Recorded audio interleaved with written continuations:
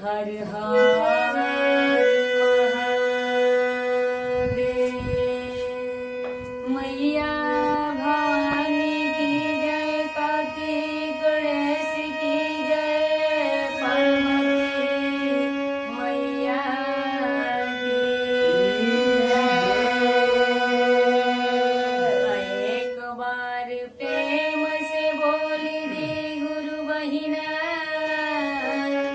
सच्चे दरबार की जय।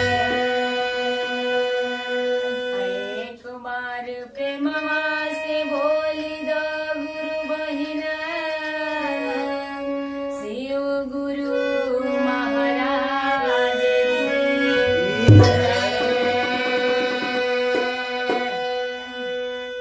एक बार प्रेम से बोल दी शंकर भगवान की जय। गुरु बहिना, आप सबके बीच में फिर से अपना टीम के साथ एक बार रउरा सबके बीच में बहुत सुंदर गीत प्रस्तुत करतानी। असही रउरा सब दुलार प्यार देते रही। आई कैसे कहे के बाद बोले लकागा भवनवा में, भवनवा में शिव गुरु अइले आंगनवा में।